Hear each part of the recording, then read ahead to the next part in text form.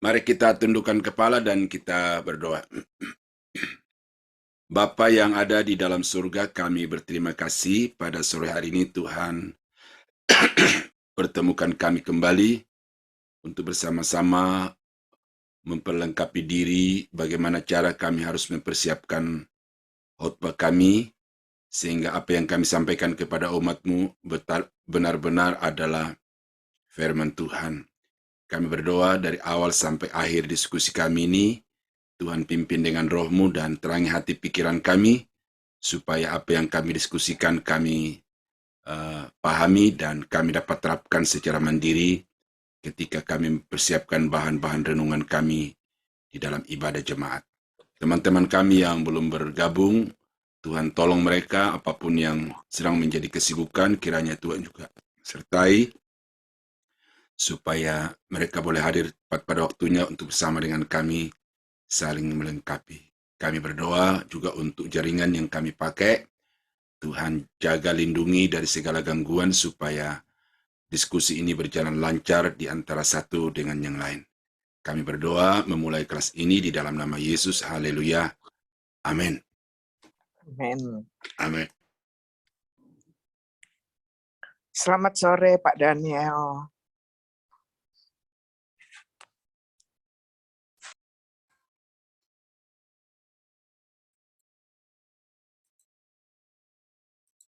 Nah, pada sore hari ini, saudara-saudara yang terkasih di dalam Tuhan, kita akan mencoba memperdalam apa yang sudah kita pelajari minggu lalu, ya. Tetapi sebelum ke situ, saya ingatkan lagi nih, ya. Langkah-langkah untuk mempersiapkan khotbah secara ekspositori. Pertama berdoa, yang kedua tentukan nats, ya, tentukan nats atau bagian Alkitab yang akan dikhotbahkan. Baca nas tersebut berulang-ulang sehingga menjadi jelas konteksnya. Bagi nats ke dalam garis besar menurut pokok-pokok pikirannya. Beri judul kepada masing-masing pokok dengan memakai istilah teks. Tentukan satu bagian atau satu ayat yang akan menjadi dasar eksposisi, disingkat DESI, dan yang sekaligus menjadi tujuan khotbah. Ya, jadi di dalam ayat yang kita jadikan sebagai ayat pokok itu, dari situ berdasar semua nats yang kita baca, lalu sekaligus di dalam ayat itu ada tujuan yang kita mau capai di dalam khotbah itu. Nah, kemudian pikirkan judul-judul baru berdasarkan istilah kekinian dari setiap garis besar yang telah dibuat dengan memperhatikan satu, kaitannya dengan istilah teks. Mudah diingat, mudah dimengerti oleh pendengar, dan keindahan bahasa. Jadi, garis besar yang sudah kita buat dari teks tadi itu, kita bisa mengganti judul-judul setiap garis besarnya itu dengan bahasa kekinian, tetapi tidak boleh merubah arti, ya, tidak boleh merubah arti. Itu prinsip yang harus saudara pikirkan. Kita merubah kalimatnya supaya lebih gampang dimengerti oleh jemaat, lebih gampang untuk kita terapkan, tetapi tidak boleh merubah makna dari teks itu. Nah, buatlah judul khotbah secara permanen yang ditopang oleh semua garis besar atau subjudul. Nah, jadi di dalam khotbah ekspositori itu judul dibuat di bagian akhir, ya, tidak dibuat lebih dulu. Berbeda kalau kita berkhotbah secara topikal. Nah, kemudian susunlah materi dari awal sampai akhir. Ya, ya, jadi itu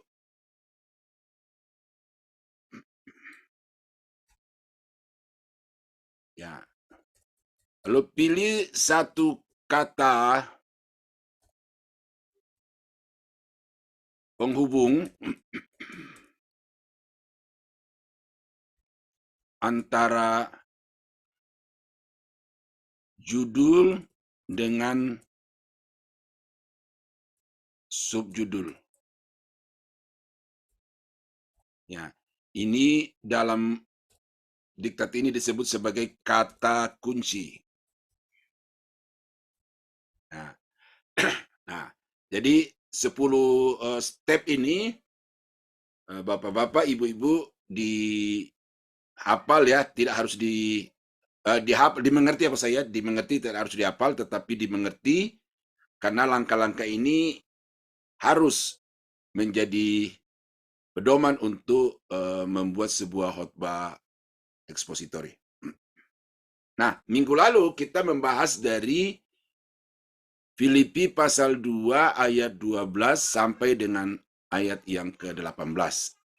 Ya. Topiknya adalah bercahaya di dalam kegelapan. Nah, kata kegelapan di sini itu diambil dari kalimat di dalam ayat 15 itu, yaitu angkatan yang bengkok, ya, di tengah angkatan yang bengkok. Nih.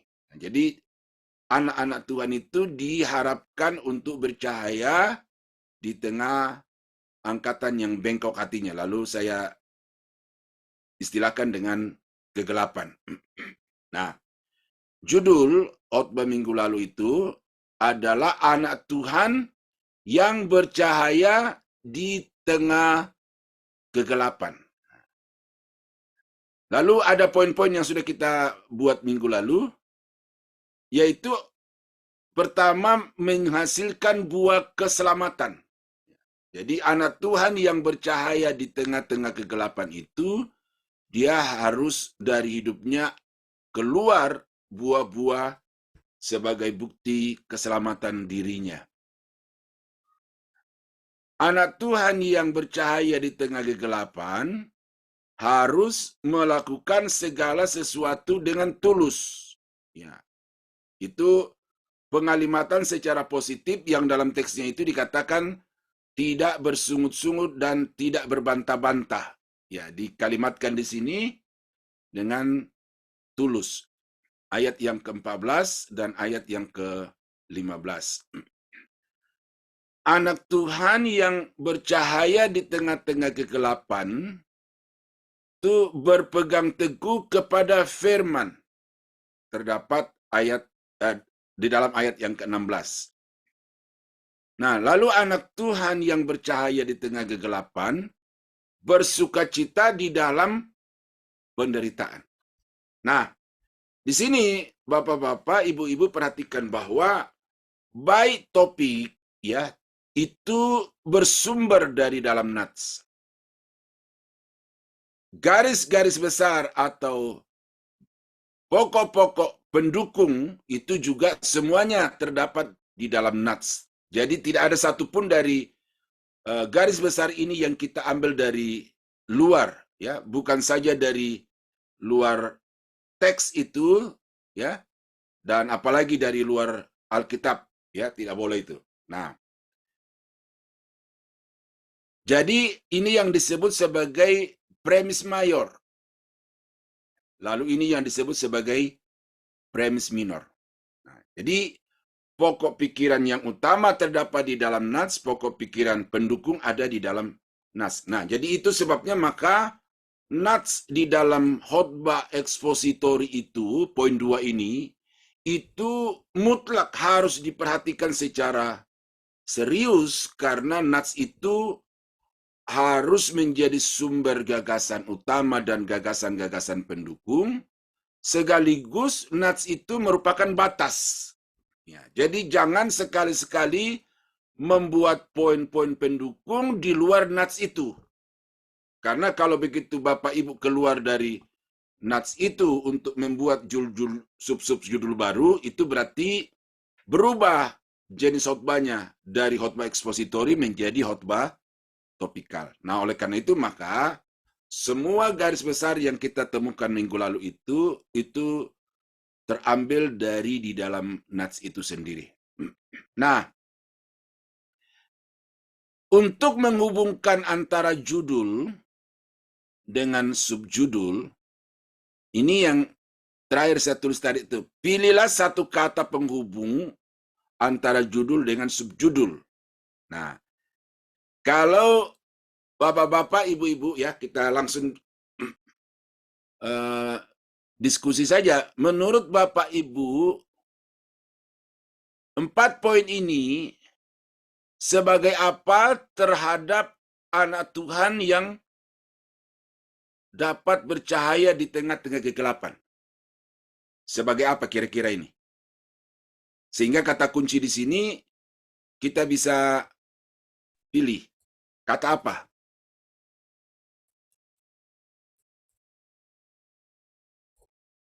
Apakah itu merupakan ciri-ciri? Apakah itu merupakan syarat-syarat? Apakah itu merupakan bukti-bukti? Atau menurut bapak-bapak, ibu kira-kira bagaimana? Supaya kalimat-kalimat ini tersambung secara pas antara judul dengan subjudulnya. Kira-kira ada yang mau kasih saran? Ciri-ciri kali, Pak. Ciri-ciri. Ya. Coba kita pilih ciri. Ya, kita dua kalikan ya. Ciri-ciri. Kenapa di dua kalikan ini? Karena jamak ini dibawa ya kan? Ya. Kalau hanya satu, kita bikin satu. Tetapi kalau lebih dari satu, dibikin jamak. Makanya dikatakan ciri-ciri. Apakah ini pas kata kunci ini? Ciri-ciri. Nah, bisa dibaca begini. Ciri anak Tuhan yang bercahaya di tengah kegelapan adalah menghasilkan buah keselamatan. Bisa, Pak. Bisa, ya. Oke. Ciri anak Tuhan yang bercahaya di tengah kegelapan adalah melakukan segala sesuatu dengan tulus. Gimana? Nyambung? Nyambung. Oke. Ciri anak Tuhan yang bercahaya di tengah kegelapan adalah berpegang teguh kepada firman.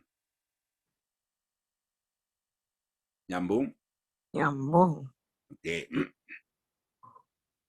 Ciri anak Tuhan yang bercahaya di tengah kegelapan adalah bersukacita dalam penderitaan. Nyambung? Nyambung. Oke. Kita simpan dulu ya. Kita Ya. pilih mana yang lebih pas. Kalau kiat. Ya. Kita pakai kata kiat-kiat coba. Kiat. Kiat. Ya, mengerti ya, membedakan ciri dengan kiat ya Bapak Ibu ya. Iya, Pak. Ya, jadi ini bahasa Indonesia jadi gampang ya. Kiat anak Tuhan yang bercahaya di tengah kegelapan adalah menghasilkan buah keselamatan. Nyambung apa tidak? Nyambung. Nyambung. Kiat anak Tuhan yang bercahaya di tengah kegelapan adalah melakukan segala sesuatu dengan tulus. Kiat anak Tuhan. Nyambung juga. Ya. Kiat anak Tuhan yang bercahaya di tengah kegelapan adalah berpegang teguh kepada firman. Ya. Masuk, oke. Kiat anak Tuhan yang bercahaya di tengah kegelapan adalah bersukacita dalam penderitaan. Iya. Ya, oke. Kalau itu kita tambah lagi coba. Kita cari kemungkinan yang paling dekat. Bukti, Pak, bisa. Hah? Bukti. Kalau bukti itu bercahaya dulu baru menghasilkannya tuh sebelum bercahaya dia harus ini dulu. Oh ya, mana yang merupakan hasil di sini Bapak Ibu? Bercahaya atau ini yang 4 ini yang merupakan hasil?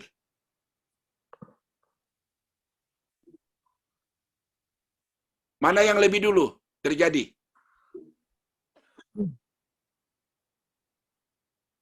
Bercahaya dulu baru muncul ini di bawah, atau yang di bawah dulu ini baru muncul yang bercahaya?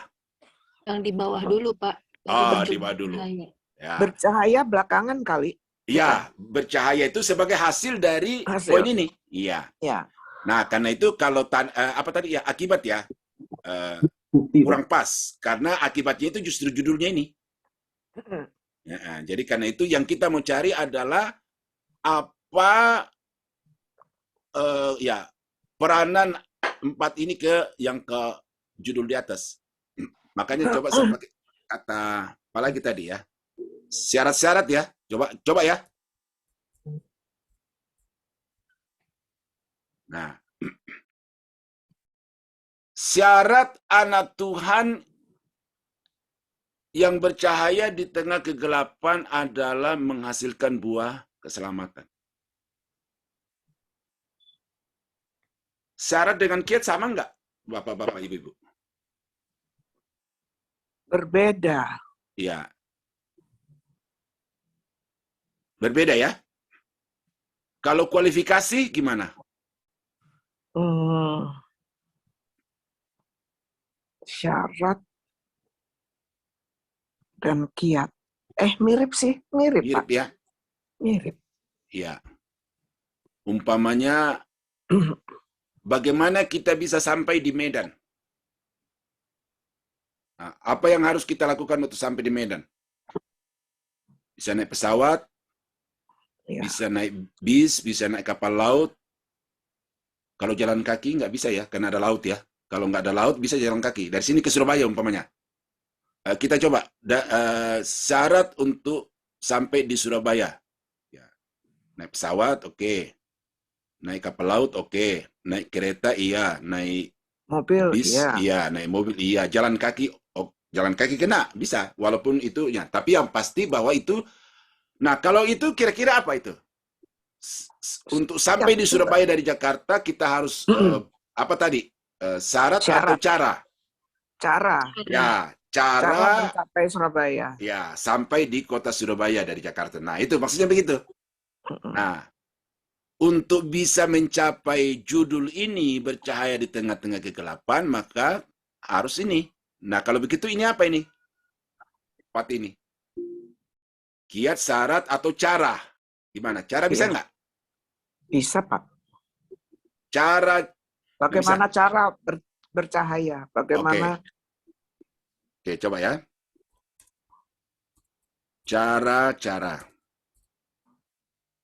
Cara anak Tuhan bercahaya di tengah kegelapan adalah menghasilkan buah keselamatan. Oke. Cara anak Tuhan bercahaya di tengah kegelapan adalah melakukan segala sesuatu dengan tulus. Oke. Ya. Cara anak Tuhan bercahaya di tengah kegelapan adalah berpegang teguh kepada firman. Betul. Cara anak Tuhan bercahaya di tengah kegelapan adalah bersukacita di dalam penderitaan. Nah, berarti cara lebih simpel. Ya, bukan lebih simpel, semua simpel tapi lebih pas. Ya. Ya, jadi karena itu yang ini kita hapus kalau gitu. Kalau tanda, Pak? Tanda tadi ciri-ciri. Ciri-ciri dengan tanda-tanda itu sama. Nah, ciri-ciri itu hal-hal yang tampak ya, yang dapat dilihat ya dari seseorang. Ya, umpamanya apa bedanya orang Batak dengan orang Sunda? Nah, itu ada ciri-ciri yang membedakan.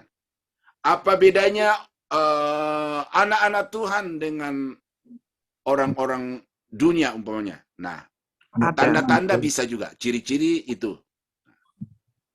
Tetapi ini dari semua kemungkinan-kemungkinan yang tadi itu, kata kunci itu cara lebih tepat. Ya, yang paling pas itu adalah cara-cara.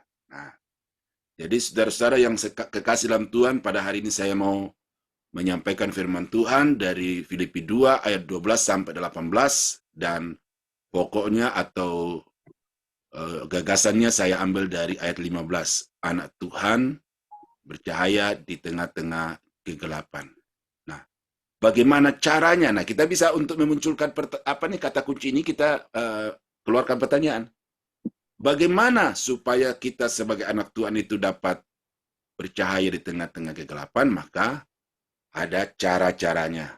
Cara yang pertama adalah, nah, kalau Bapak Ibu bisa memperhatikan di sini, yang selalu saya tegaskan di BBCO dan juga di tempat-tempat lain kalau saya ngajar adalah, dari semua poin-poin di sini, baik gagasannya maupun judulnya, kata kuncinya, ataupun pokok-pokok pendukungnya itu, ada nggak yang berasal dari pikiran kita sendiri? Nggak ada, Pak. Nggak ada. Ya. Jadi karena itu maka inilah yang disebut sebagai firman Allah yang murni.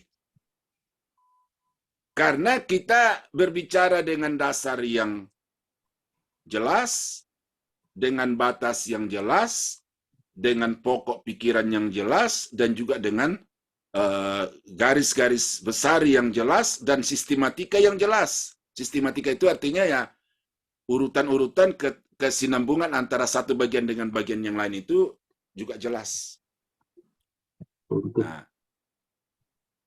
Nah, jadi ini yang saya harapkan dari bapak-bapak, ibu-ibu kalau melayani baik di ibadah raya, ibadah kategorial, atau komsel gitu, saya harap bapak-bapak betul-betul menggali firman Tuhan itu seperti ini. Sehingga apa yang kita sampaikan kepada jemaat itu murni dari pikiran Tuhan, murni dari pikiran penulis, murni dari dalam nats yang kita pilih itu. Nah, ada yang mau berkomentar? Silakan. Pertanyaannya tadi apa, Pak? Jadi pertanyaan apakah apa tadi, Pak? Oh ya, untuk mendapatkan kata kunci ini ya. Iya. Bagaimana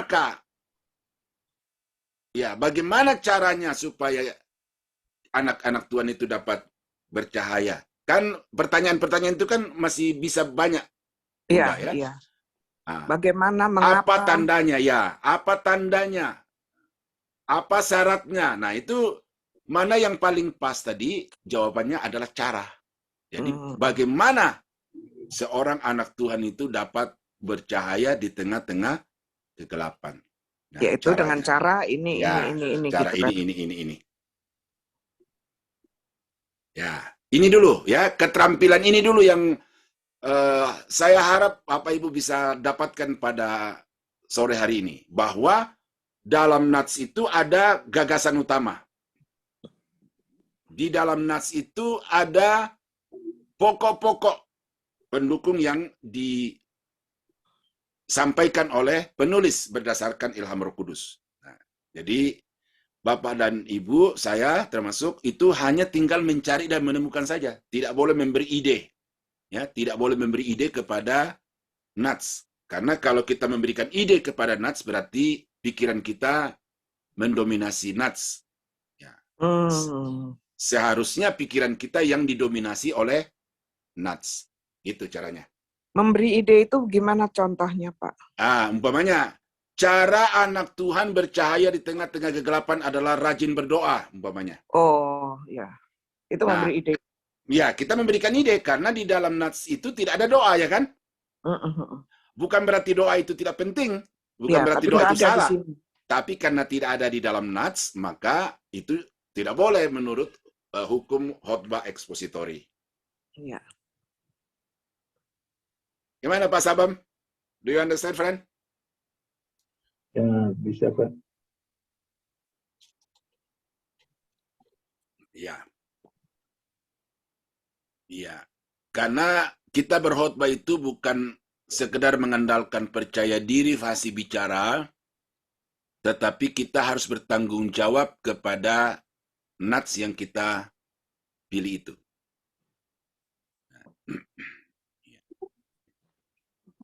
Oke. Kita coba lagi satu bagian Alkitab ya, yang pendek-pendek dulu untuk kita pikirkan bersama-sama.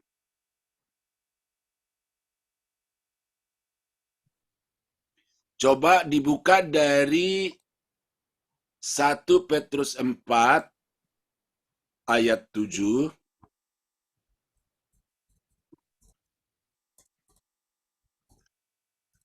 sampai 11. Ya, kita kembali ke pedoman ini. Ya. Tentukan nats ya. Kita sudah pilih dari 1 Petrus 4 ayat 7 sampai 11. Nah, kemudian kita ke poin 3, baca nats berulang-ulang sampai menjadi jelas konteksnya. Nah, oke. Nah, itu yang sekarang kita lagi lakukan, itu kita baca dari atas ke bawah, baca dari atas ke bawah, lalu jelas kira-kira apa di dalam pokok apa yang sedang dibahas. Ya.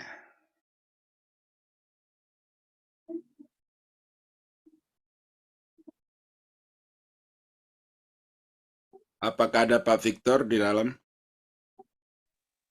Belum, Pak. Oh, belum ada. Oke. Pertama, Tunggu dulu. Ya, oke. Bunda sudah paham apa pokok yang sedang dibahas, konteks apa yang sedang dibahas di dalam nas ini? bagaimana hidup menjadi orang Kristen yang benar. Ya, topik dari Lembaga Alkitab Indonesia, orang Kristen, ya, hidup orang Kristen. Iya. Tetapi ada satu hal lain yang kurang ditambahkan oleh Lembaga Alkitab Indonesia. Coba pikirkan dengan 7A. Apa 7A?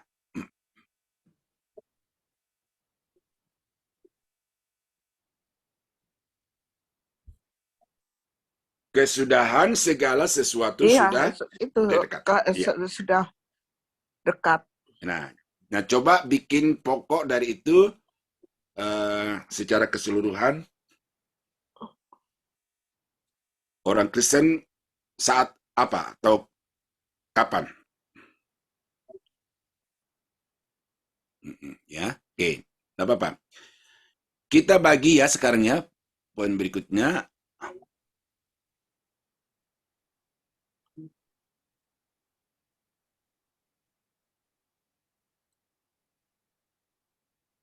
Sesudah poin 3, bagi nats ke dalam. Oke, kita bagi dulu. Baru nanti kita kembali ke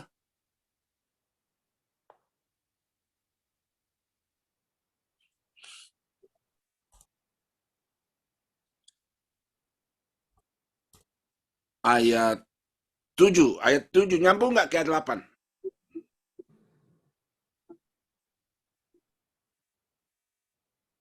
Atau hanya ayat 7 saja? Ayat 7 aja, Pak. Ayat 7 saja. Oke. Ayat 7 saja. Apa itu di situ, Pak?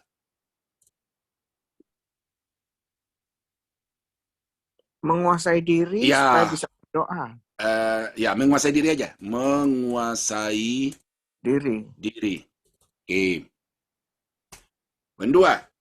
Berarti ayat 8 bisa nggak sampai Mengasihi seorang dan lain. Ya, ayat 8. Sampai berapa, Bunda? Sampai 11. Nggak bisa dibagi lagi? Ops, ya. Nah, coba pikirkan dulu 89 aja dulu. Oke. Memberi tumpangan. Ya, memberi tumpangan itu bagian dari kasih. Kasih itu yang memang dominan di ayat 89 itu. Ya, Mengasihi lebih dengan ya, sungguh-sungguh. Mengasihi dengan sungguh-sungguh. Iya. Sorry. Nanti ada poin-poinnya di situ. Kita detail-detailnya nanti ya. Kita ini dulu. Lalu ketiga 10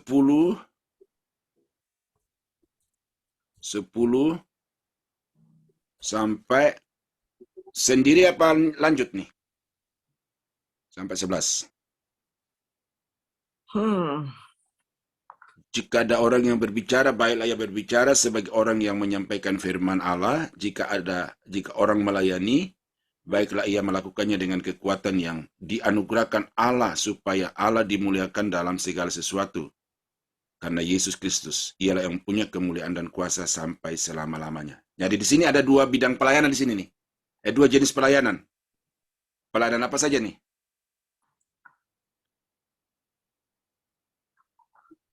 untuk mengajar, Ya, pelayanan menyampaikan menyampaikan ya. firman, Dan pelayanan yang kedua apa? melayani secara umum, melayani melayani sesama secara umum. Di dalam Alkitab itu pelayanan meja itu yang Kisah Rasul pasal 6, melayani janda-janda, orang-orang miskin. Nah, yang dikatakan sesuai dengan kekuatan yang dianugerahkan Allah. Berarti di sini 11 itu melayani sesuai Anugerah. karunia Allah. Kalau Karunia Allah begini ya. apa nggak lari dari konteks, karena ini mulai dari 7 sampai 11. Kalau itu kan adanya di ayat ke-6. Yang mana? Yang melayani sesuai dengan Diberitakan supaya mereka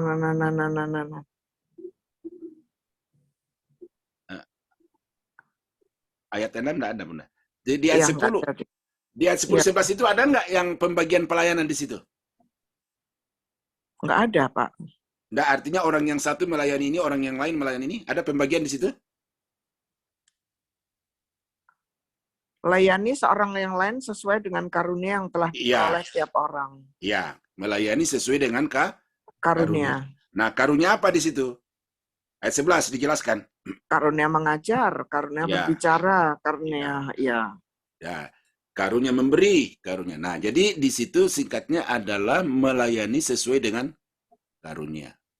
Nah, kalau ada yang dikasih kemampuan untuk mengajar atau berkhotbah, lakukan sesuai dengan kekuatan dari Tuhan. Kalau ada yang dikasih karunia untuk memberi, untuk memperhatikan orang-orang miskin, lakukan juga sesuai dengan karunia dari Tuhan. Saya kira itu kena nih pembagiannya 3 poin. Cuma kita bikin detail-detail dulu. Oh nanti ya. Oke. Sekarang kita kembali ke sini. Bagi nas menurut pokok-pokok pikirannya doang. Beri judul ya sudah tadi. Nah, tentukan satu bagian yang akan menjadi dasar eksposisi dan yang sekaligus menjadi tujuan khotbah. Nah, kira-kira dari semua ayat ini mana yang mau diangkat menjadi ini ya, jadi dasar eksposisi atau gagasan utamanya di mana? Ya. Kesudahan segala sesuatu sudah dekat, karena itu kuasai dirimu. Ya. Karena itu kuasai dirimu. Karena itu mengasihilah dengan sungguh-sungguh. Karena itu layanilah sesuai dengan seorang dengan yang lain. Ya, sesuai dengan karunia Allah. Nah, jadi kira-kira desinya di mana nih, Pak Abang Bu Francisca, kira-kira? Mungkin yang mengasihi kali ya, Pak ya. Iya. Nah, struktur kalimatnya bagaimana? Struktur kalimatnya nih dari penulis ini.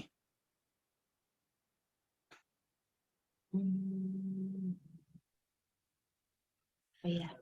Karena ayat ini mau tidak mau di dalam hubungannya dengan akhir zaman. Bagaimana orang-orang Kristen harus hidup pada akhir zaman itu.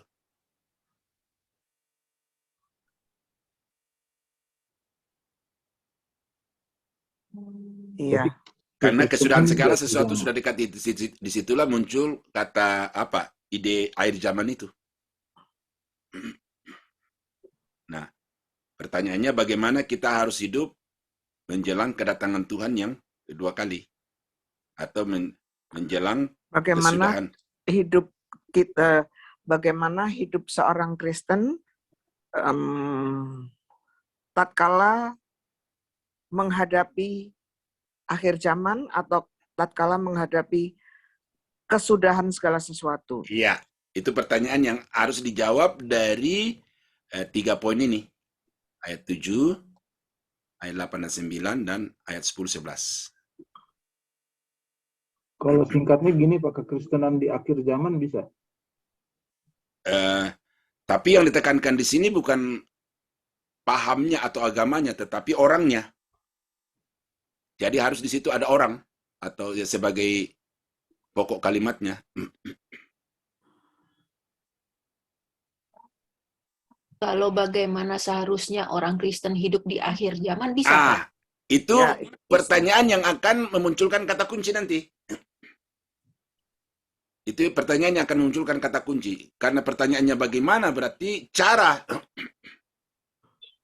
orang Kristen hidup pada akhir zaman. Nah, berarti ini topik ya, topiknya adalah akhir zaman. Iya. Ini nanti kan tiap-tiap poin itu digali satu persatu kan, Pak? Ya, digali satu persatu dan kaitannya dengan ini, dengan topik dan judul. Iya, iya. Judulnya Tapi adalah juga ini aja udah akan banyak sekali, ya, luas sekali. ya. Tetapi ingat, kita tidak boleh melebar lebih daripada ini. Cuma ini yang nanti kita mau kupas ini menguasai diri. Yang kita mau kupas ini adalah mengasihi, yang kita mau kupas itu adalah melayani. Nah, jadi, judulnya adalah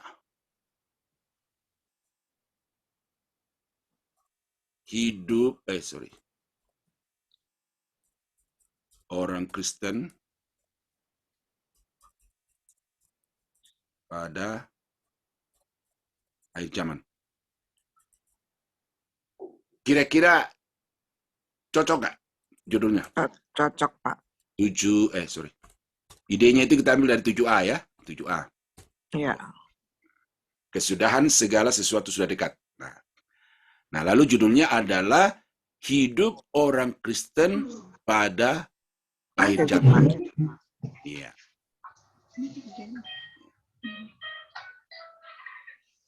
Loh, mati dong. Ya. Mati dong. Pertanyaan Bu Francisca tadi, kita langsung ke kata kuncinya saja dulu. Bagaimana orang Kristen hidup pada akhir zaman? Berarti apa kira-kira di sini? Cara,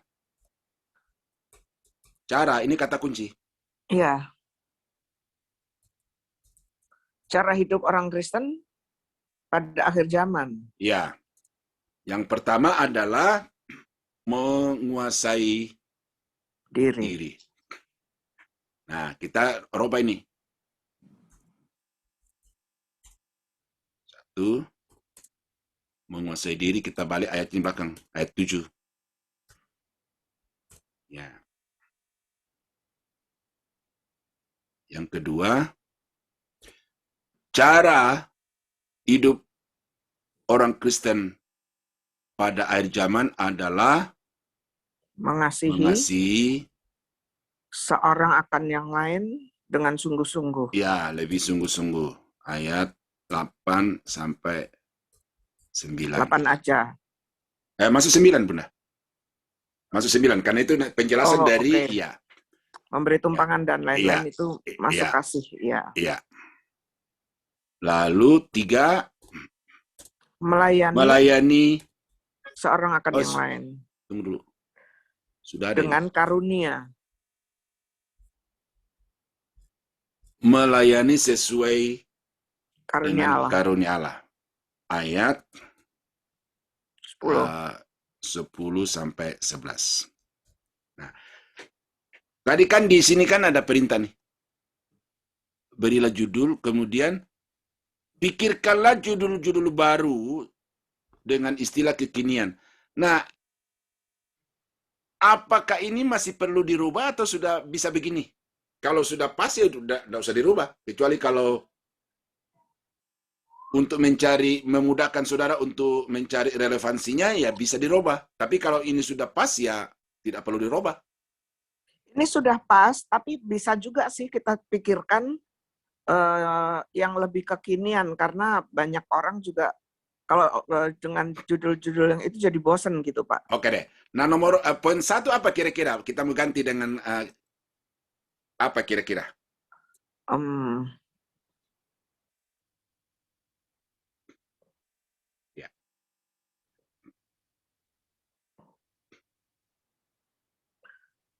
Ya sama juga sih. Ya. Begini saja dulu Bunda ya, soal nanti istilah-istilah kekinian itu yang lebih menarik itu nanti di persiapan masing-masing. Tapi di sini dulu kita pikirkan yang ilmiah saja dulu ya. Ya, iya Pak. Ya, Ya, yang ilmiah. Ya, artinya sesuai dengan apa yang ada di teks dan tidak Ya. terlalu kaku gitu ya. Nah, betul. saya kira menguasai diri ini sudah pas ya, bahwa Ya. orang Kristen hidup pada akhir zaman itu harus hidup menguasai diri. Nah, ini nanti untuk mencari pendukung ayat ini bisa ditambahkan dari, kalau tidak salah 1 Timotius ya. 1 Timotius 3 apa 2 Timotius 3? Coba. Bagaimana hidup orang Kristen pada akhir zaman?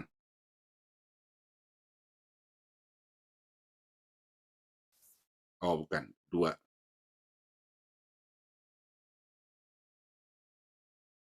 Ya. 2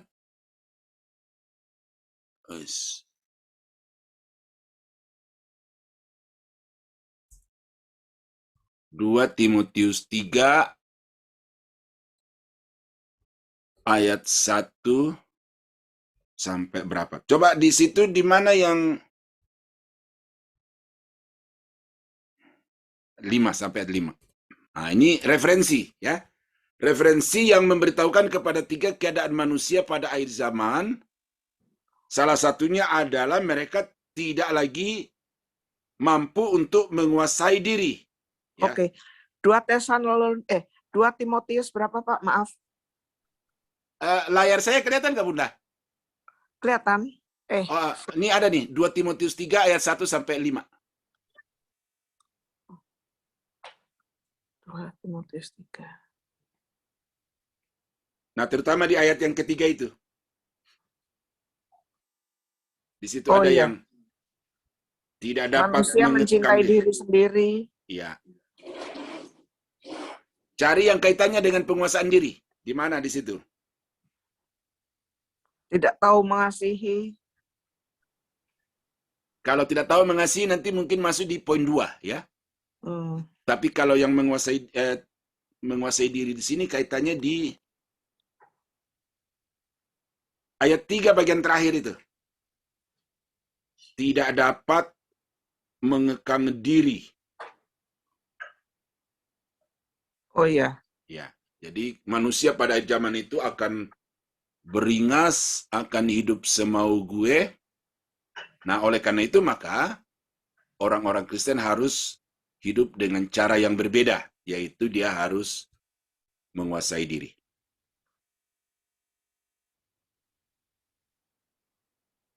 Kira-kira, ayo Pak Sabam, bapak-bapak yang sempat, kalau yang di Keadaan mobil, sekarang udah seperti itu ya Pak. nah, keadaan sekarang sudah muncul seperti itu, berarti ini kita sudah semakin mendekat. Iya. Nah, karena itu maka sekarang ini kita harus betul-betul mengekang diri. Ya. Nah, ini kalau dimasukkan dalam khotbah itu jadi kekinian, jadi bagus karena nyambung dengan saat keadaan saat ini. Itu sudah masuk di implementasinya, Bunda. Oh. Jadi kita di sini dulu mencari dasar-dasar Alkitabnya, khususnya bertolak dari ayat yang ke-7, kemudian kita cari referensi di ayat yang 2 Timotius 3 ayat 1 sampai 5, baru kita melihat bahwa sekarang ini bahwa inilah keadaan manusia sekarang di mana kita hidup itu. Iya. Iya. Nah, jadi karena itu akhirnya penekanannya dari poin 1 ini adalah jadilah orang yang mampu untuk mengendalikan diri. Ya, ibu-ibu jangan paksa suami untuk harus kredit ini, kredit itu karena kemampuan gajinya tidak seimbang. Seorang suami juga jangan mengikuti hawa nafsu, merokok, minum-minum mabok, lalu apa itu ya. Itu memang sudah real sekarang ini. Oke. Bagaimana Bu Francisca? Setuju Pak. Setuju. Pak, mungkin kalau tadi Bapak bilang mungkin dibikin lebih menarik kalimat-kalimatnya untuk topik khotbahnya, mungkin dilihat dari konteks pendengarnya juga bisa ya Pak ya? Bisa.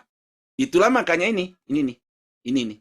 Jadi pikirkan judul-judul baru berdasarkan istilah kekinian dari setiap garis besar yang telah dibuat dengan memperhatikan kaitannya dengan teks. Ini pertama dulu ya. Jadi menguasai diri itu tidak boleh dirubah. Ya, poin 1 itu. Menguasai diri itu tidak boleh dirubah. Tetapi bikinlah kalimat yang mudah diingat. Jangan terlalu panjang. Mudah dimengerti oleh pendengar. Ini tuh tadi Bu Francisca itu. Kaitannya dengan pendengar itu. Iya, berarti kalau misalnya kita khotbah di muda-mudi, mungkin kita ganti yang akhir zamannya dengan zaman now gitu kali ya Pak ya. Oh ya, kalau Iya benar. ya. Kalau zaman now, zaman sekarang. Sementara yang dibicarakan di ayat 7 itu adalah akhir zaman. Nah, kita belum sampai, ya. Kita belum tahu apakah kita ada di situ. Nah, kalau zaman now itu mungkin istilah-istilah di sini yang perlu dipikirkan ini. Bagaimana kita sebagai anak-anak milenial itu ya menguasai diri. Nah, apa bahasa orang milenial menguasai diri itu? Nah, ini kurang bergaul, jadi tidak dapat istilah-istilah dari anak-anak. Nah, itu bisa, ya. Jadi disesuaikan dengan pendengar, tetapi poin A-nya ini jangan digugat, ya. Bagaimanapun menguasai diri itu harus menjadi inti dari kalimat yang Bapak Ibu memodifikasi di poin C ini. Nah, bahasanya bagaimana supaya indah? Nah, ini kalau orang-orang yang seni itu ya mengkreasi satu kalimat bahasa itu memang ya gampang saja. Bisa ya? Ya, Gitu. Pak. Nah, jadi kalau punya bahasa yang lebih kini tentang menguasai diri, ya boleh cari. Tetapi intinya harus di dalam orang harus menguasai diri. Ya. Berarti ini yang referensinya 2 Timotius 3 ayat 3c ya Pak, bukan 1 sampai 5 ya? Ya, tapi seluruh ayat itu membicarakan tentang manusia pada zaman, lalu kita ambil yang 3C tadi itu ya. Kita fokus ke situ saja, Pak. Kita baca boleh, tidak baca boleh, tapi disampaikan secara sintesis ya. Baru kita fokus ke ayat yang ke-3C tadi itu.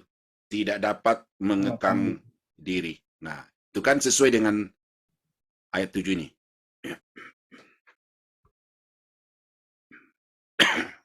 Ya. Oke, ada ide-ide, gagasan-gagasan?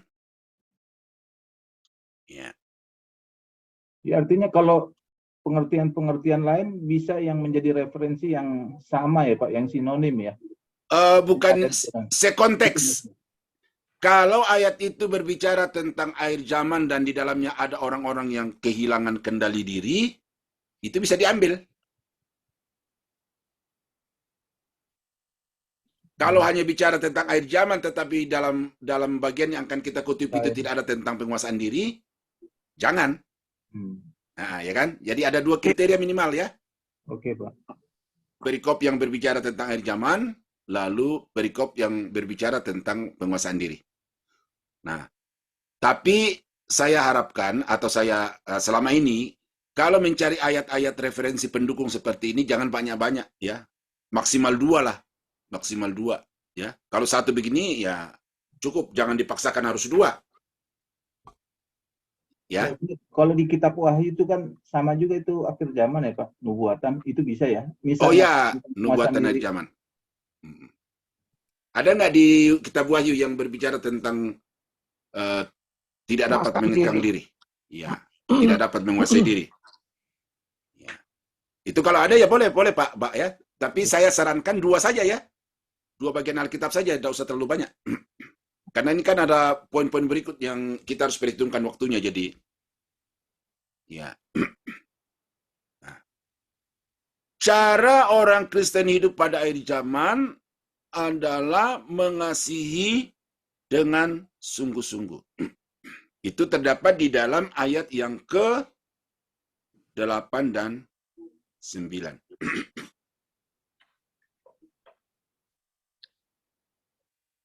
Ya. Nah, apa mengasihi di situ? Mengasihi di situ adalah Memberi tumpangan. mengampuni dulu. Mengampuni Oh di iya, Ding. ayat 8. Lalu memberi tumpangan. Ayat 9. Ya. Bagaimana caranya supaya bisa memasukkan bahwa kasih itu banyak menutupi banyak sekali menutupi dosa. Tetapi yang terutama kasihlah sungguh-sungguh seorang akan yang lain, sebab kasih itu menutupi banyak sekali dosa. Nah, kita kaitkan ayat 8 ini dengan akhir zaman, ya, bahwa pada akhir zaman orang-orang Kristen akan banyak mengalami persekusi. Istilah lain dari persekusi apa ya? Aniaya. Penganiayaan. Nah, penganiayaan diperlakukan secara tidak adil. Nah, bagaimana orang Kristen bersikap terhadap orang-orang seperti itu? Ya, yaitu tadi mengampuni. Gitu. Jadi kasih di sini ya, kasih di sini saudara-saudara, jangan diuraikan secara umum, tetapi kasih di sini harus diuraikan berdasarkan dengan topik di atas, kaitannya dengan akhir zaman. Karena kalau kasih di sini diuraikan secara umum, ya akhirnya menyimpang. Pokoknya seorang suami istri, orang tua anak, itu kan kasih secara umum. Tetapi kasih di dalam kaitannya dengan akhir zaman itu adalah bahwa pada akhir zaman itu orang-orang Kristen akan banyak diperlakukan secara keji, secara tidak adil, dan orang Kristen harus memiliki satu cara hidup yang berbeda dari orang lain. Jangan balas jahat dengan jahat, tetapi ampuni segala kesalahan itu. Nah, itulah kasih. Kasih itu mengampuni. Ya. Nah, memberi tumpangan di sini perlu dipikirkan. Bukan sekedar seperti kita orang perantau ya, orang Batak ke Jakarta, orang Toraja ke Jakarta lalu datang saudara-saudara sekampung lalu ditampung di rumah. Bukan sekedar itu. Tetapi memberi tumpangan pada akhir zaman itu adalah sama halnya ketika gereja mula-mula itu. Bagaimana ketika Paulus dikejar-kejar dan dia menumpang di rumah Yason, ya kan? Nah, Yason terseret, dibawa ke pengadilan untuk mempertanggungjawabkan mengapa dia beri tumpangan. Iya, menumpang atau menerima Paulus yang pada waktu itu menjadi musuh dari orang-orang Yahudi. Nah, jadi memberikan perlindungan ya, Pak. Memberikan perlindungan tetapi mempertaruhkan nyawa. Iya. Gitu. Sebab itu taruhannya nyawa. Dianggap sebagai sekongkol gitu loh. Musuh negara. Ya, katakanlah kalau ada teroris nih, ya datang di Bekasi. Nih, Bekasi kan banyak teroris nih Pak Sabam. Datang, dia minta perlindungan di rumah Pak Sabam, ya kan? Nah, bukan hanya terorisnya yang ditangkap Pak, Bapak juga ditangkap karena Bapak dianggap sebagai bagian dari teroris itu. Ya, jadi demikian orang Kristen pada akhir zaman itu jangan takut untuk memberi tumpangan kepada orang-orang yang teraniaya, ya. Karena itu adalah bagian dari kasih, yaitu kasih itu rela berkorban, gitu. Nah, jadi kasih seperti itu yang harus ditumbuhkan pada akhir zaman. Kita bisa buka satu problematika Matius pasal 24 ya kalau tidak salah ya. Matius 24 ayat 12 coba. Yang tentang kasih itu murah hati itu ya, Pak? Oh, tidak masuk ke situ. Oh, beda. Tidak masuk ke situ. Tetapi ini bagaimana kita mengimplementasikan kasih itu di dalam situasi akhir zaman, Pak. Gitu.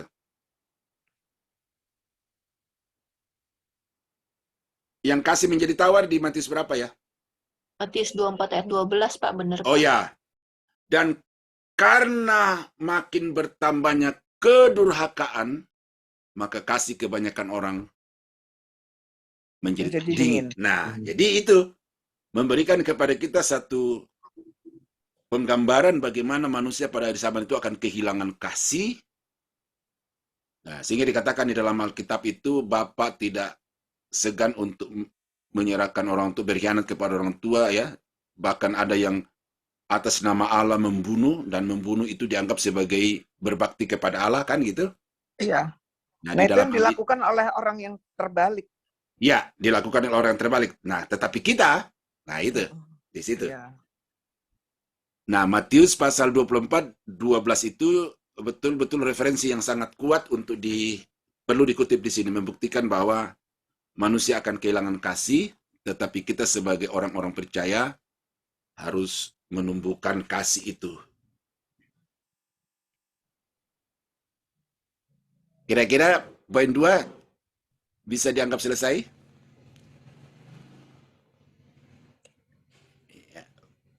Iya, Poin 2 Pak. selesai. Matius 24 ayat berapa, Pak? Tadi. 12. 12. Oh, kasih kebanyakan menjadi dingin ya. Ya, kasih kebanyakan orang menjadi dingin. Ya. Itu baca selengkapnya di atas itu bagaimana perilaku-perilaku yang hidup tanpa kasih itu. Ini memang luas sekali. Ya. Tetapi sekali lagi Pak Sabam ya, jangan masukkan 1 Korintus 13 di sini ya. Iya. Ya. Beda konsep. Ya, karena konteksnya berbeda. Gitu. Ya. Cara orang Kristen hidup pada akhir zaman adalah melayani sesuai karunia Allah. Sesuai dengan karunia Allah. Nah, di situ ada 2.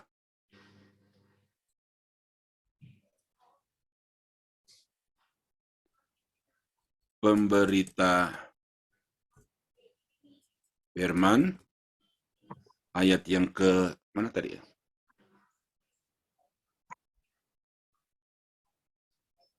Oh, 11A ya. 11A. Lalu melayani meja. Ini meja di sini saya ambil dari Kisah Rasul pasal 6 ya, karena ini pelayanan sosial. Iya. Pelayanan diakonia ya. Pelayanan diakonia. Ayat 11B. Itu.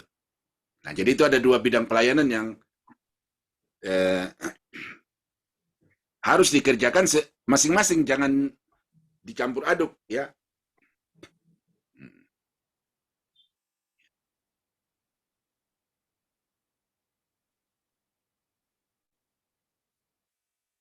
Bersaksi, ya bersaksilah sebagai orang yang memberitakan firman Allah, melayanilah sesuai dengan, jadi ada karunia-karunia yang berbeda-beda. Jadi jangan sampai kita saling serobot menyerobot ya.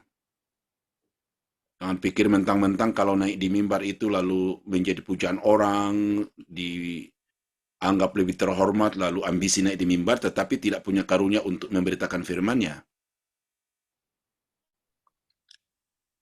Mengacaukan. Nah, jangan menganggap bahwa melayani meja itu lebih rendah daripada orang yang naik di mimbar. Kalau kita melakukan itu sesuai dengan karunia dan panggilan kita, ya itu sama. Mahkota dan kemuliaannya nanti di hadapan Tuhan. Yang penting kita lakukan dengan setia, lakukan dengan motivasi yang benar. Nah, untuk membedakan ini, karunia-karunia coba dibandingkan. Ini perbandingan saja dulu ya, supaya Bapak Ibu melihat gambarannya. Coba baca Roma pasal 12 ayat 6-8. Untuk perbandingan saja dulu.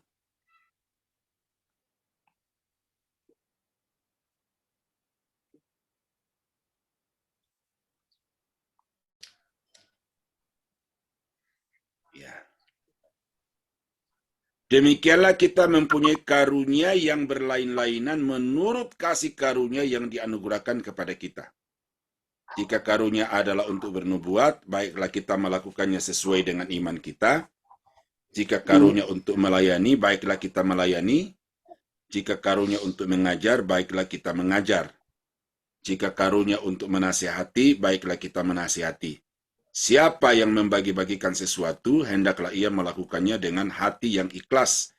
Siapa yang memberi pimpinan, hendaklah ia melakukannya dengan rajin. Siapa yang menunjukkan kemurahan, hendaklah ia melakukannya dengan sukacita. Nah, jadi jelas dari sejak gini sampai yang akan datang itu karunia-karunia itu sudah jelas. Dan apa yang Tuhan tuntut dari kita sebagai orang Kristen pada akhir zaman itu adalah setialah dengan karunia itu. Setia dengan karunia itu. Oke. Jadi saya kira itu 1 Petrus 4 ayat 7 sampai 11, topiknya dari dalam nats itu sendiri, ya. Lalu berdasarkan poin-poin yang kita dapatkan, kita buat judul. Orang Kristen hidup pada zaman lalu, kata kuncinya adalah cara-cara orang Kristen hidup pada akhir zaman. Nah, sebelum saya melangkah satu poin lagi ya, sebelum saya melangkah ke poin satu lagi, sampai di sini kira-kira bapak-bapak, ibu-ibu, ada yang mau dikomentari? Ya. Silakan.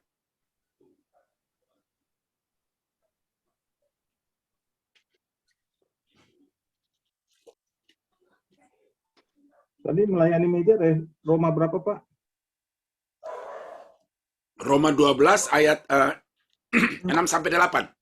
6. Itu pembagian karunia-karunia kepada setiap orang itu.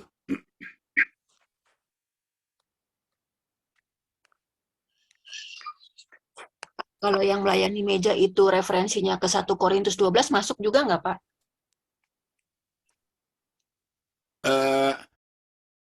Enggak, yang apa namanya, yang Roma pasal 12 ayat 6 sampai 8 ini saya ambil karena Roma pasal 12 itu tidak akhir zaman, masa kini. Cuma saya coba tadi suruh baca itu maksudnya untuk bapak-bapak bisa, ibu-ibu bisa membedakan bahwa memang setiap orang itu punya karunia yang berbeda-beda kan? Nah, kalau 1 Korintus 12 itu karunia pelayanan masa kini tentang karunia mujizat, karunia kesembuhan, agak kurang pas ke situ, Ibu. Karena 1 Korintus 12 itu tidak kena akhir zaman. Iya. Walaupun di situ ada karunia-karunia yang berbeda-beda, tetapi konteksnya bukan akhir zaman. Iya. Jadi Roma pasal 12 ayat 6 sampai 8 juga tidak bisa dikutip di sini, tetapi hanya untuk mempertegas bahwa memang kita setiap orang itu punya karunia yang berlain-lainan. Ada karunia menginjil, ada karunia mengajar, ada karunia menggembala, ada karunia memimpin. Nah, itu Buat bahasa roh. iya. Tidak ada karunia bahasa roh di dalam kaitannya dengan akhir zaman. Ya. Nah, jadi ini karunia-karunia yang Tuhan percayakan, dan kita harus masing-masing mengidentifikasi di mana Tuhan tempatkan, kita harus setia di situ. Ya, setia di situ. Kalau Bapak Ibu pengusaha dan pengusaha itu kemudian menjadi berkat di dalam perusahaan itu sendiri bagi karyawan, bagi masyarakat, dan bagi gereja, ya jangan merasa diri lebih tidak rohani dari pendeta. Selama perusahaan itu dijalankan dengan benar, ya. Karena memang ada orang-orang yang disiapkan Tuhan untuk itu demi menopang seluruh bidang pelayanan di dalam gereja. Nah, kalau semua pengusaha jadi pendeta kan repot gereja. Ya. Ada orang-orang yang dikasih karunia untuk menduduki jabatan birokrasi, itu juga karunia, seperti Daniel, seperti Sadrak, Mesak, Abednego gitu ya. Nah, seperti Yusuf, ya itu jangan sudah pikir itu lebih rendah kadar rohaninya daripada pendeta. Ya. Itu orang-orang yang memang dikasih kemampuan itu dan mereka lakukan dengan setia, dengan tulus, ya mereka akhirnya sama mulianya di hadapan Tuhan. Ya. Saya kagum melihat banyak pengacara-pengacara yang tidak mau dibayar ya. Itu panggilannya panggilan kemanusiaan, lalu dia lakukan dengan tanggung jawab hukum dia. Nah, itu bagi saya itu juga adalah karunia yang Tuhan percayakan. Lakukan dengan setia. Ya. Iya. Masih ada yang mau dikomentari?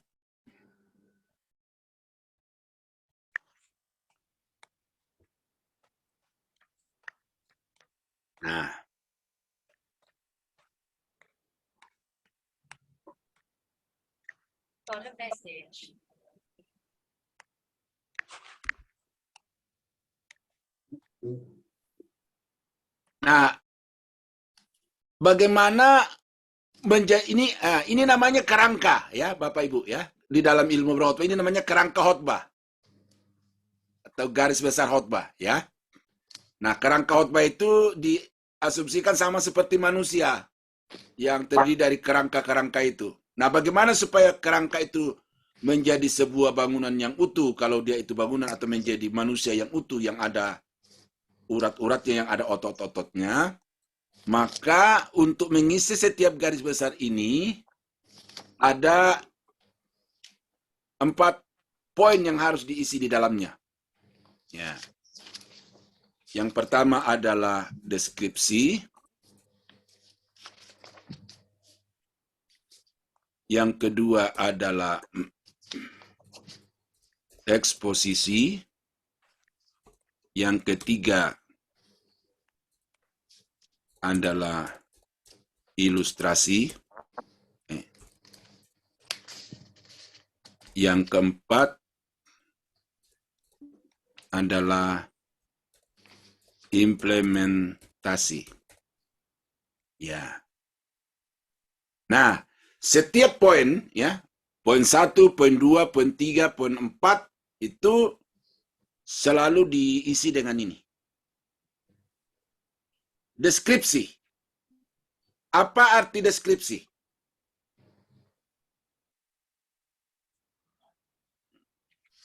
Yaitu memberikan penjelasan singkat baik secara arti kata ataupun secara definisi terhadap subjudul. Apa yang dimaksudkan dengan menghasilkan buah umpamanya? Nah, itu. Apa yang dimaksudkan dengan menghasilkan buah?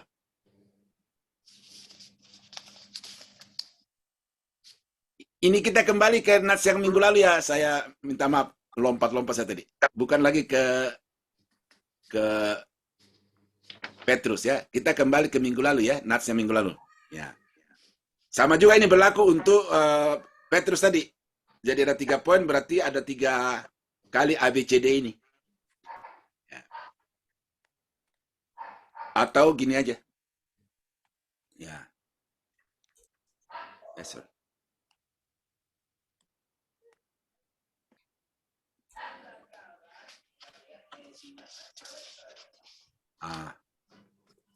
Deskripsi. B. Eksposisi. Ilustrasi. Implementasi. Jadi untuk menjelaskan, untuk melengkapi garis besar ini supaya dapat lebih jelas, maka di dalamnya ada 4 poin unsur yang harus ada, yaitu pertama deskripsi. Artinya jelaskanlah secara singkat tetapi benar apa yang dimaksud dengan menguasai diri. Ya. Kalau perlu buka kamus. Ya, itu tidak malah bagus kalau ada kamus. Nah, ini tidak banyak waktu di sini, mungkin 1 menit paling banyak gitu ya. Nah, kemudian yang kedua eksposisi. Nah, dari mana kita ambil ayat kata menguasai diri itu? Kita ambil dari ayat yang ke-7. Nah, kita fokus ke ayat 7, kita jelaskan ayat 7 itu. Supaya lebih jelas, maka kita cari ayat-ayat pendukung. Nah, ini 2 Timotius 3 ini. Sehingga semakin jelas apa yang disebut sebagai eksposisi itu. Eksposisi itu, X itu keluar posisi, jadi diposisikan di luar, ditempatkan di luar. Apa yang tersembunyi di dalam nats, itu kita angkat keluar. Ya, kita keluarkan supaya yang tidak dimengerti jemaat menjadi jelas kepada jemaat.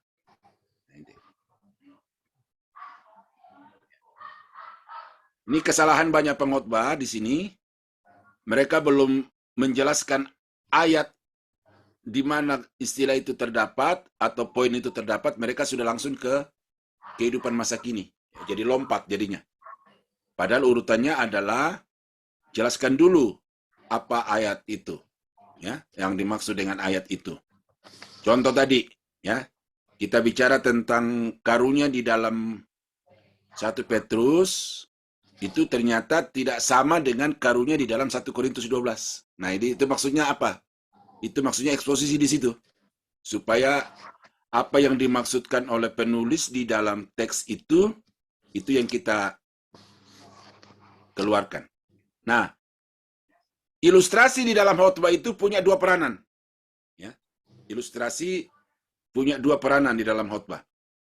Yang pertama adalah kalau eksposisi itu kira-kira masih agak samar-samar gitu ya, maka diperterang dengan adanya ilustrasi. Ya. Ilustrasi di sini bisa contoh-contoh kehidupan sehari-hari. Ya. Contoh penguasaan diri sini, penguasaan diri ini. Sambo dikuasai dengan amarah yang memuncak sampai ke ubun-ubun, maka dia kehilangan kendali sehingga dia tidak ingat bintangnya, dia tidak ingat jabatannya, dia tidak ingat status sosialnya. Nah, itu kira-kira contoh-contoh dari orang-orang yang tidak menguasai diri. Nah, itu sekaligus merupakan ilustrasi. Nah, fungsi yang kedua dari ilustrasi di dalam khotbah adalah supaya khotbah itu indah. Ibarat sebuah ruang, ini kata guru saya juga dulu, walaupun ruangan itu sudah begitu kokoh karena dibangun dengan konstruksi yang bagus, ya, yang kelas 1 punya. Tetapi kalau ruangan itu tidak ada desain interiornya atau katakanlah arsiteknya, ya berarti ya kuat tetapi tidak indah ruangan itu. Maka perlu ada arsitek, perlu ada dekorasi-dekorasi di dalamnya, di dinding-dinding tertentu, di gantung gambar-gambar. Nah, jadi ilustrasi itu fungsinya yang kedua adalah supaya khotbah itu menjadi lebih indah. Tetapi ingat, kita di sini tidak boleh sembarang cerita, tidak boleh sembarang mengambil satu kisah, karena kisah yang diambil itu harus sesuai dengan pokok di dalam poin yang sedang kita bahas. Itu. Jangan sembarang seperti pendeta-pendeta yang melucu dari atas mimbar yang sama sekali tidak ada sangkut pautnya dengan poin yang dia baca. Ya. Nah, baru sesudah eksposisi dan ilustrasi itu sudah saling memperjelas, maka tugas kita selanjutnya adalah bagaimana supaya ayat ini atau pesan firman Tuhan ini dapat diterapkan oleh jemaat di dalam kehidupan sehari-hari. Ini yang namanya implementasi. Nah, disinilah Ibu Francisca tadi kalau mau pakai bahasa-bahasa sesuai dengan situasi kondisi jemaat, ya apakah pemuda, apakah ibu-ibu, atau secara umumnya, disinilah kita bermainkan bahasa-bahasa yang sesuai dengan pendengar itu. Gitu. Ya. Kira-kira begitu. Jadi untuk membuat garis besar itu menjadi sebuah khotbah yang lengkap, maka diisi dengan 4 unsur, ya. Deskripsi, penjelasan singkat tentang poin di dalam garis besar itu, eksposisi, ayat yang di mana poin itu terdapat harus dijabarkan, ya, harus dijelaskan. Nah, supaya lebih jelas, maka pakai ilustrasi. Supaya lebih indah, maka pakai ilustrasi. Ilustrasi di sini juga bisa diganti dengan kesaksian-kesaksian, ya. Jadi di dalam khotbah, Bapak Ibu boleh memasukkan pengalaman hidup, tetapi ingat bahwa Bapak Ibu sedang berkhotbah, bukan sedang bersaksi. Ya, karena ada kekacauan di dalam gereja yang saya temukan itu ada orang yang dikasih kesempatan untuk bersaksi, tetapi di dalam bersaksi dia berkhotbah. Ada pendeta yang sedang berkhotbah, tetapi di dalam berkhotbah dia bersaksi karena dia menceritakan lebih banyak tentang hidupnya daripada mengeksposisi, menjelaskan ayat-ayat yang dia baca itu secara benar. Nah, itu mesti hati-hati. Jadi ilustrasi bisa dari pengalaman hidup, bisa dari pengalaman orang-orang lain, ya. Tetapi ingat bahwa porsinya itu, durasi waktunya itu sangat terbatas. Nanti kita akan melihat bagaimana memanage, ya, khotbah dari segi waktu, baru implementasi. Nah, oke, Bapak Ibu, sampai di sini kira-kira bisa nggak dipahami nih?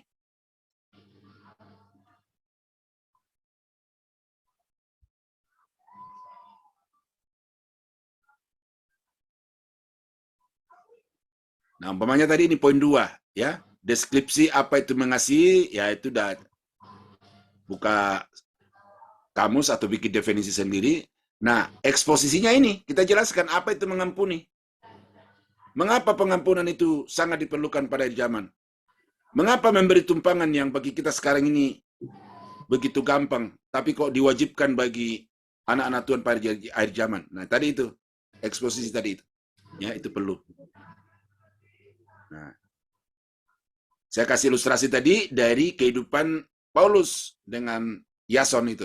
Nah, itu ilustrasi. Ilustrasi yang bersumber dari Alkitab itu sendiri. Dan itu lebih berbobot daripada membuat cerita-cerita yang,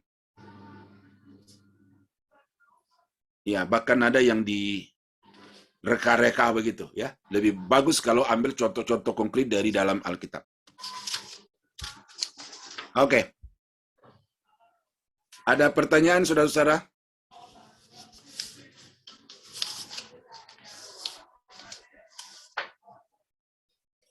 Atau mungkin ada komentar-komentar?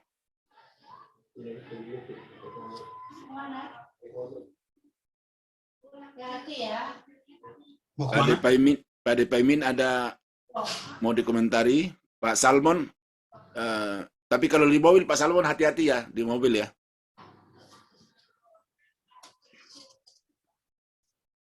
Bu Francisca, bisa?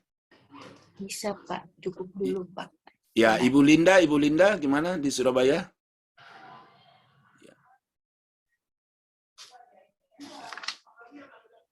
Ibu Suryadi, gimana, ada komentar dengan ini?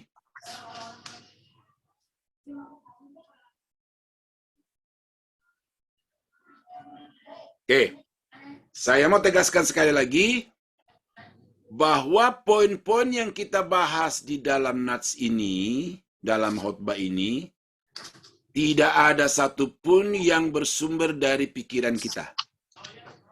Ya, kita hanya diizinkan untuk mengolah ayat-ayat itu dengan memberikan pengalimatan-pengalimatan. Tetapi sama sekali tidak memasukkan poin-poin yang tidak ada di dalam nats itu. Ya. Dan saya harap dari sini Bapak-bapak, Ibu-ibu sudah bisa membandingkan khotbah-khotbah yang sering dengar, apakah di YouTube, apakah di gereja, apakah khotbah-khotbah di gereja itu betul-betul merupakan firman Tuhan atau karena merupakan kelihayan seorang pendeta untuk mengolah kata dan mempergunakan ayat-ayat Alkitab untuk mendukung pikirannya sendiri. Ya, itu bahaya. Nah, tetapi kalau Bapak Ibu mampu untuk mengolah khotbah seperti ini jangankan sarjana teologi, ya, doktor sekalipun tidak akan bisa untuk mengkritik dan memprotes khotbah saudara. Karena khotbah-khotbah seperti ini sama sekali tidak ada pikiran-pikiran luar yang masuk ke dalam.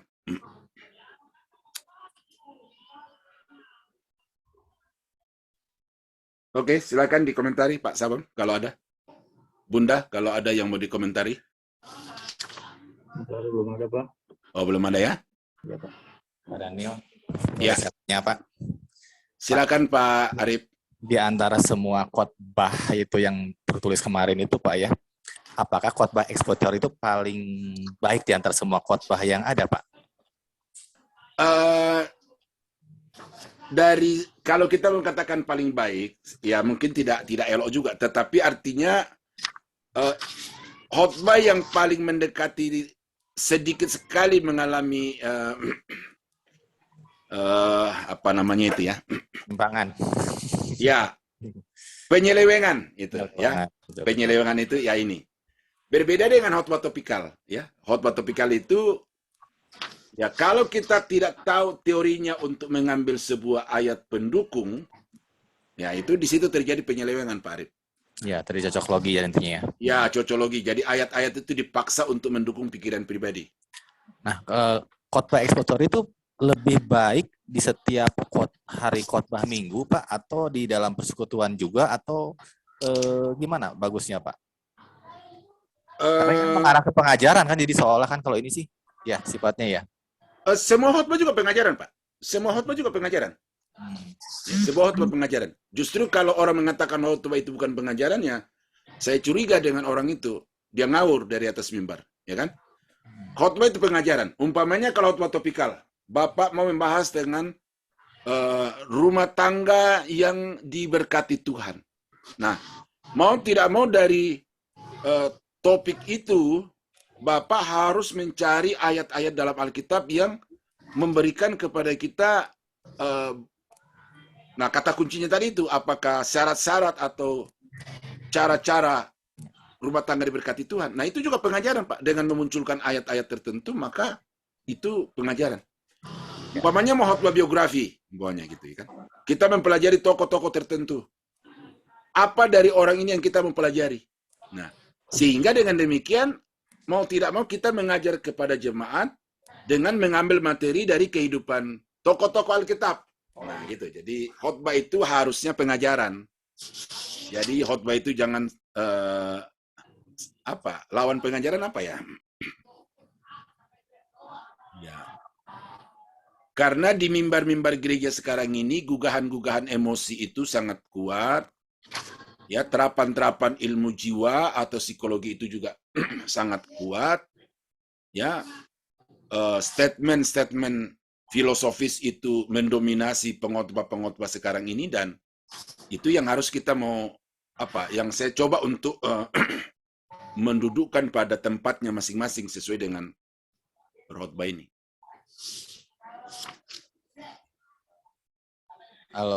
Kalau ini Pak, kalau seandainya berarti kalau gitu khotbah ekspositori itu adalah khotbah yang boleh dikatakan sudah baku Pak ya sifatnya Pak ya. Jadi secara teori baku Pak. Baku ya. Dan berarti kan tanpa ada penafsiran dari si pembicara artinya kan, betul kan ya? Ada bagian-bagian tertentu yang harus ditafsir. Seperti tadi ini, apa yang dimaksud dengan memberi tumpangan di sini? Ya kan? Maka untuk bisa memahami ini, kita pergi ke latar belakang sejarah gereja, bagaimana gereja mula-mula itu menghadapi penganiayaan sebegitu rupa, dan orang-orang yang di rumah mereka itu kedapatan orang-orang Kristen, maka yang punya rumah itu. Nah, itu penafsiran secara historis. Ada kata-kata yang harus ditafsir, Pak. Ya, kita mau tidak mau harus menafsir. Seperti di dalam, nah ini, di dalam Efesus pasal 2 ayat 12. Ya. Filipi 2:12 yang kita bahas minggu lalu itu. Di situ kan ada kata kerjakanlah keselamatanmu. Nah, kata kerjakanlah keselamatanmu itu kalau kita tidak tafsir dengan benar, maka akan menimbulkan kontradiksi dengan bagian-bagian lain dalam Alkitab. Berarti dalam Efesus 2, Titus 3, lalu 2 Timotius 1, bawahnya gitu. Nah, oleh karena itu maka kita harus menafsirkan apa yang dimaksudkan oleh Paulus dengan kata kerjakanlah keselamatanmu itu. Nah, makanya minggu lalu saya, apakah di sini atau tidak itu, saya pergi ke bahasa aslinya. Bahasa aslinya itu. Apa yang dimaksud dengan kerjakanlah keselamatanmu itu dari bahasa Yunani katergaseste. Nah, kalau diterjemahkan ke dalam bahasa Inggris itu ada beberapa variabel di situ, tetapi salah satunya adalah hasilkanlah buah-buah. Gitu. Jadi di situ. Jadi sehingga ayat itu yang dimaksudkan oleh Paulus adalah sebagai orang yang sudah diselamatkan, maka kamu harus menghasilkan buah-buah keselamatan itu melalui perbuatan-perbuatan yang berdasar kepada takut dan gentar kepada Allah. Nah, itu penafsiran, Pak. Tetapi penafsiran itu ya dapat dipertanggungjawabkan. Ya, karena penafsiran memang berdasarkan data gitu kan, data Ya. yang berdasarkan bahasa asli maupun budaya di sana kan, gitu Ya. gitu kan, ya. Ya. Artinya kalau misalkan saya bisa boleh ambil kesimpulan seperti ini nggak, Pak? Ketika kita berkhotbah ekspositori, hari ini saya berkata A dengan khotbah yang sama, besok tidak bisa berkata B. Gitu, Pak. Oh, betul. Tetapi implementasinya berubah, Pak. Penerapannya berubah. Karena Bapak sekarang berkhotbah di gereja yang orang-orangnya itu orang-orang pengusaha, ya kan? Penerapannya kepada mereka itu berbeda dibandingkan dengan kalau besok khotbah di tempat lain yang jemaatnya itu adalah pegawai-pegawai. Gitu. Jadi prinsipnya sama, tetapi penerapannya yang berbeda-beda. Dan memang setiap khotbah itu, Pak, tidak boleh orang Jawa bilang pagi kedele, sore tahu gitu loh. Nggak boleh. Kalau tahu ya tahu sepanjang hidup. Tempe sepanjang hidup. Nah, sama seperti Alkitab begitu. Mengapa banyak pertentangan-pertentangan di kalangan hamba-hamba Tuhan? Karena ada hamba-hamba Tuhan yang memiliki pola penafsiran yang berbeda. Makanya ketika kita belajar ilmu tafsir itu, saya perkenalkan beberapa cara penafsiran dan akhirnya saya simpulkan bahwa cara penafsiran yang benar adalah secara literal hermeneutik itu. Nah, jadi Pak Arif ya jangan berubah, Pak, ya.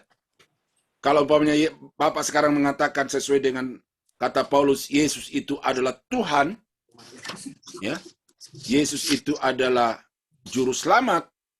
Ya besok jangan berubah. Ya. Sekalipun nanti di dalam penerapannya kepada pendengar itu berbeda gitu. Baik, Pak. Saya setuju banget, Pak, itu. Berarti yang berbeda itu hanya implikasinya aja karena setiap orang akan berbeda. Tapi secara makna itu sama berarti kan ya intinya. Iya, betul. Oke, makasih Pak. Makasih, Pak. Ya, begitu ya. Jadi prinsipnya itu harus sama, tetapi penerapannya yang berubah-ubah. Ya. Haleluya. Masih ada dari yang lain?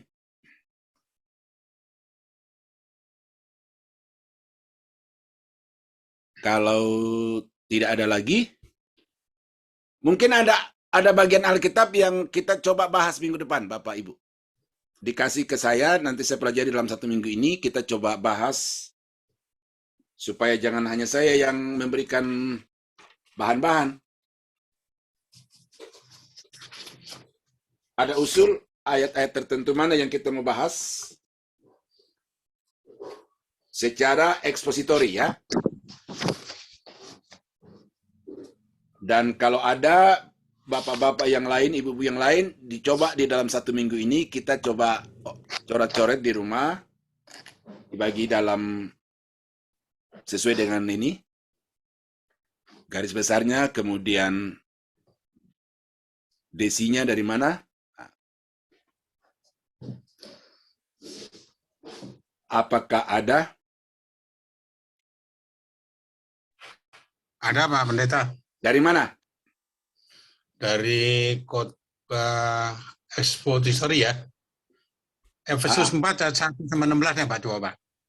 Oh, Efesus 4 ayat 1 sampai 16. 16. Oke. Nah, teman-teman yang lain coba di rumah ini coba-coba ya. Ya Pak, cobain di rumah. Ya, kerjakan di rumah, nggak usah takut salah. Ya. Lebih baik kita bersalah di dalam kelas daripada bersalah di atas mimbar. Iya. Efesus 4 ayat 1 sampai 16. Ya, cukup panjang ini, tapi enggak apa-apa. Kita melatih diri. Ya.